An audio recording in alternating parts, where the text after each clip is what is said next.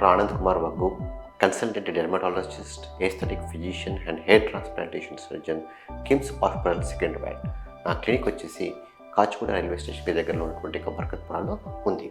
చాలామంది హాస్టల్స్లో ఉండేటువంటి పిల్లల్లో దురద పెడుతూ రాత్రిపూట నిద్రపోకుండా ఉండేటువంటి చాలామంది ఉంటారు.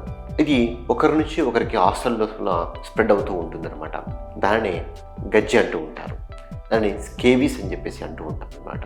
ఎందుకంటే హాస్టల్లో ఓవర్ క్రౌడింగ్గా ఉంటారు కనుక, హైజీన్ కూడా సరిగ్గా ఉండదు కనుక అలాంటి ఒక ప్రదేశంలో ఈ స్కేబీస్ అనేది ఒకరి నుంచి మరొకరికి చాలా ఈజీగా స్ప్రెడ్ అయ్యేటువంటి అవకాశాలు ఉంటాయి. మరి ఈ స్కేబీస్ ఎందుకు వస్తుంది అంటే, ఇది సార్కోప్టెరస్ స్కేబీ అనే ఒక మైట్ యొక్క ఇన్ఫెక్షన్ చేత స్కేబీస్ వచ్చేటువంటి అవకాశాలు ఉంటాయి.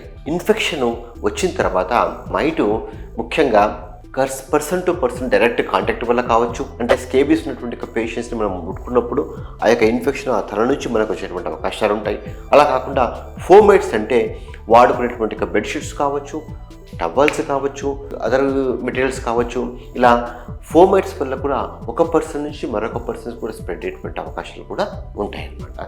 సో ఆ రకంగా ఒక మైటు ఈ యొక్క స్కిన్ మీద పడ్డ తర్వాత స్కిన్లో ఉన్నటువంటి పై స్కిన్లో స్టేటమ్ కార్యంలోనే ఈ యొక్క మైట్ ఉండిపోతుంది. ఇది లోపలికి పోదు. ఈ యొక్క మెయిల్ ఫిమేల్ మైట్స్ రెండు కూడా ఉన్న తర్వాత అవి ఎగ్స్ని ఉత్పత్తి చేస్తాయి. ఫిమేల్ మైట్స్ ముఖ్యంగా ఎగ్స్ ఉత్పత్తి అయిన తర్వాత ఆ ఎగ్స్ లార్వాగా మారి, లార్వా నింపుగా మారి, నింపు మళ్ళీ అడల్ట్ ఫిమేల్గా మారి మళ్ళీ ఇది స్కిన్ ఇన్ఫెక్ట్ చేస్తూ ఉంటుందన్నమాట.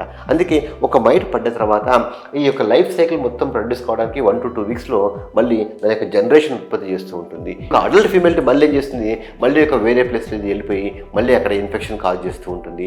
ఇన్ఫెక్షన్ కాజ్ చేసేసి మళ్ళీ అక్కడ ఎక్స్లే చేసి మళ్ళీ అది కొత్త అడల్ట్ ఫిమేల్స్ ప్రొడ్యూస్ చేసి ఈ రకంగా ఒక అడల్ట్ మైట్ వచ్చిన తర్వాత అది దాని యొక్క జనరేషన్ ఉత్పత్తి చేసి మొత్తం బాడీ అంతా స్ప్రెడ్ అయ్యేటువంటి అవకాశాలు ఉంటాయి. అందుకే డిసీజ్ వచ్చిన తర్వాత ముఖ్యంగా వాటి యొక్క పొక్కులు ఈ యొక్క వేళ్ళ మధ్య భాగంలో కావచ్చు, రిస్ట్ పైన కావచ్చు, చంకల్లో కావచ్చు, గజ్జల్లో కావచ్చు, థైస్ మీద కావచ్చు, ప్రైవేట్ ఏరియాస్లో కావచ్చు, ఫిమేల్స్లో అయితే బ్రెస్ట్ పైన కావచ్చు, ప్రైవేట్ ఏరియాస్లో కావచ్చు, చాలా విపరీతమైనటువంటి దురద పెడుతూ ఉంటుంది.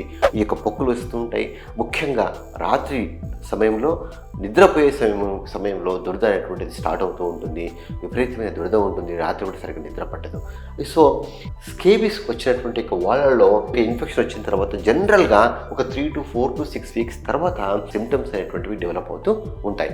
సో డెవలప్ అయిన తర్వాత ఇది ఇంట్లో ఒకరికి వచ్చిన తర్వాత ఒకరి నుంచి మరొకరికి అరౌండ్ ఒక 4 to 6 వీక్స్ తర్వాత డెవలప్ అయ్యేటువంటి అవకాశాలు ఉంటాయి అన్నమాట. అందుకే ఎలా డయాగ్నోస్ చేస్తాము అంటే, ఇది ముఖ్యంగా దీనిలో రకరకాల టైప్స్ ఉంటాయి. క్లాసికల్ స్కేబీస్ అని చెప్పేసి అంటూ ఉంటాం. ఇప్పుడు నేను చెప్పినటువంటి విషయాలు కూడా క్లాసికల్ స్కేబీస్లకి సంబంధించినటువంటి విషయాలు అనమాట. ఇలా వచ్చినప్పుడు వాటిని చూసిన తర్వాత ఈజీగా డయాగ్నోస్ చేయడం జరుగుతూ ఉంటుంది. ఇవి కాకుండా కొందరిలో ఎనిమల్ స్కేబీస్ అని వస్తుంది. ముఖ్యంగా ఈ యొక్క డాగ్స్ ఉన్నటువంటి వాళ్ళలో కావచ్చు, క్యాట్ ఉన్నటువంటి వాళ్ళలో కావచ్చు, వాళ్ళలో కూడా క్యాట్స్, డాగ్స్లో కూడా స్కేబీస్ వచ్చి ఆ యొక్క స్కేబీస్ కలిగినటువంటి యొక్క డాగ్స్ని మనం వెతుక్కున్నప్పుడు అప్పుడు మనకి ఏ బాడీ పార్ట్స్ దగ్గర అయితే కాంటాక్ట్లో ఉంటుందో అదే బాడీ పార్ట్స్ దగ్గర ఈ యొక్క మైట్స్ వచ్చేసి అటాచ్ చేసి అక్కడ చిన్న చిన్న పొక్కులు కాజ్ చేస్తూ ఉంటాయి. ఎనిమల్ మైట్స్ హ్యూమన్ మైట్స్ మీద పడ్డ తర్వాత అవి తన యొక్క జనరేషన్ని ఉత్పత్తి చేసుకునే అవకాశము ఉండదు కనుక అవి ఏ బాడీ ప్రదేశంలో అయితే అటాచ్మెంట్కి వస్తాయో అక్కడ మాత్రమే ఈ యొక్క పొక్కులు వచ్చేసి దురద పెడుతూ ఉంటుంది అనమాట. దీనిని ఎనిమల్ స్కేబీస్ అని చెప్పేసి అంటూ ఉంటాం. కొందరుగా క్లీన్ ఉన్నటువంటి వాళ్ళలో క్లాసికల్ సిమ్టమ్స్ లేకుండా ఓన్లీ రాత్రి మాత్రమే ఇచ్చింగ్ పెడుతూ ఉంటుంది. దాన్ని స్కేబీస్ ఇన్ క్లీన్ అని చెప్పేసి అంటూ ఉంటాం. కొందరిలో అయితే జెంటల్ స్కేబీస్ అంటే వేరే ప్రదేశంలో ఎక్కడ కూడా ఈ యొక్క పొక్కులు ఉండవు. ఓన్లీ ప్రైవేట్ ఏరియాస్లో మాత్రమే, ముఖ్యంగా అంగం పైన మాత్రమే ఈ యొక్క పొక్కులు వస్తూ ఉంటాయి. చాలా గట్టిగా గడ్డలు మాదిరిగా ఫామ్ అవుతూ ఉంటాయి అనమాట. దానిని జెంటల్ స్కేబీస్, కొన్నిసార్లు నాడులార్ స్కేబీస్ అని చెప్పేసి అని కూడా అంటూ ఉంటాం అనమాట. కొందరు అయితే ఈ స్కేబీస్ మరీ ఎక్కువైన తర్వాత అది ఇన్ఫెక్షన్ వచ్చేసి పుండ్లు పడేసి అది క్రస్టెడ్ స్కేబీస్ అంటే ఆల్మోస్ట్ అలా ఒక ఎగ్జిమా మాదిరిగా ఊజీ లీజన్స్ వచ్చేసి ఎగ్జిమా మాదిరిగా వచ్చేటువంటి అవకాశాలు కూడా ఉంటాయి. దాన్ని క్రస్టెడ్ స్కేబీస్ అని చెప్పేసి అంటూ ఉంటాం అనమాట. అందుకే ఈ యొక్క స్కేబీస్ వచ్చిన తర్వాత ఇమ్మీడియట్గా దాన్ని డయాగ్నోస్ చేసుకోవాలి. డయాగ్నోస్ చేసిన తర్వాత ఇమ్మీడియట్గా ట్రీట్మెంట్ అనేటువంటిది స్టార్ట్ చేయాలి. ఎందుకంటే ఇది ఇంట్లో ఒకరికి వచ్చిన తర్వాత ఒకరికే ట్రీట్మెంట్ తీసుకోవడం కాదు. ఒకసారి స్కేబీస్ ఒకరికి డయాగ్నోస్ చేస్తే ఇంట్లో ఎంతమంది ఉంటే అంతమందికి కూడా వాళ్ళకి జబ్బు ఉన్నా లేకపోయినా, దురద ఉన్నా లేకపోయినా ఈ యొక్క ట్రీట్మెంట్ అనేటువంటిది ఇప్పించాలి. ఎందుకంటే వాళ్ళకి ఈ యొక్క స్కేబీస్ యొక్క దురద స్టార్ట్ అవ్వడానికి మళ్ళీ ఒక 3 నుంచి 4 వారాల టైం పడుతుంది. అప్పుడే దురద డెవలప్ కాదు కనుక ఇంట్లో ఉన్నటువంటి అందరికీ కూడా ట్రీట్మెంట్ అనేటువంటిది ఇప్పించాలి. ట్రీట్మెంట్లో ముఖ్యంగా అప్లికేషన్ చేసేటువంటి లోషన్స్ ఉంటాయన్నమాట. బెంజోయేట్ కావచ్చు, సల్ఫర్ కావచ్చు, పర్మిథ్రిన్ కావచ్చు, జీబీహెచ్సి కావచ్చు, ఇలాంటి లోషన్లు ఈ యొక్క డాక్టర్ యొక్క పర్యవేక్షణ లోపలనే క్రమం తప్పకుండా రెగ్యులర్గా అప్లై చేసుకోవాలి. ఇది ముఖ్యంగా నైట్ టైంలో కూడా పడుకునే ముందు భోజనం చేసిన తర్వాత పర్మిథ్రిన్ క్రీమ్ కావచ్చు. అడల్ట్స్లో అయితేనేమో 30 grams క్రీమ్స్ తీసుకోవాలి. చిన్నపిల్లలు అయితేనేమో వాళ్ళకి బాడీ వెయిట్ బట్టి అరౌండ్ 10 to 15 grams క్రీమ్ అనేటువంటిది ఫేస్కి కాకుండా బిలో నెక్ అంటాం అనమాట. నెక్ కింది భాగంలో నుంచి భోజనం చేసిన తర్వాత చేయితో ఈ యొక్క క్రీమ్ అంతా లోపల బయట గోళ్లకు ప్రైవేట్ ఏరియాస్లో అన్నిట్లో అప్లై చేసేసి తర్వాత హ్యాండ్స్ వాష్ చేసుకోకుండా అలానే పడుకోవాలి. ఈ యొక్క క్రీమ్ వచ్చేసి మీ యొక్క బాడీ పైన కనీసము మినిమం 8 నుంచి 10 గంటలు అనేటువంటిది అటాచ్మెంట్లో అంటే కాంటాక్ట్ పీరియడ్లో ఉండాలన్నమాట.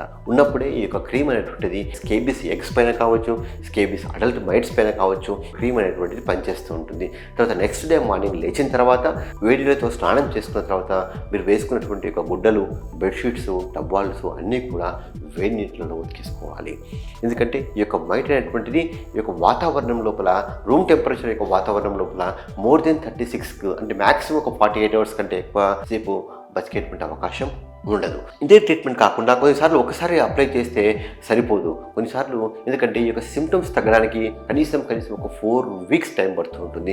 చాలామంది చేసేటప్పుడు ఏంటంటే ఇంట్లో జబ్బు ఎవరికి ఉంటే వాళ్ళకి మాత్రమే ట్రీట్మెంట్ తీసుకుంటారు, మిగిలిన వాళ్ళకి ఎవరికి కూడా ట్రీట్మెంట్ ఇప్పించరు. అలాంటప్పుడు ఈ రీఇన్ఫెక్షన్ అంటే ఒకరి నుంచి మళ్ళీ ఒకరికి ఇంట్లోనే రీఇన్ఫెక్షన్ అయ్యేటువంటి అవకాశాలు అధికంగా ఉంటాయి. సో ఈ యొక్క క్రీమ్ను అప్లై చేసేటువంటి ఒక పద్ధతి కూడా చాలా ఇంపార్టెంట్.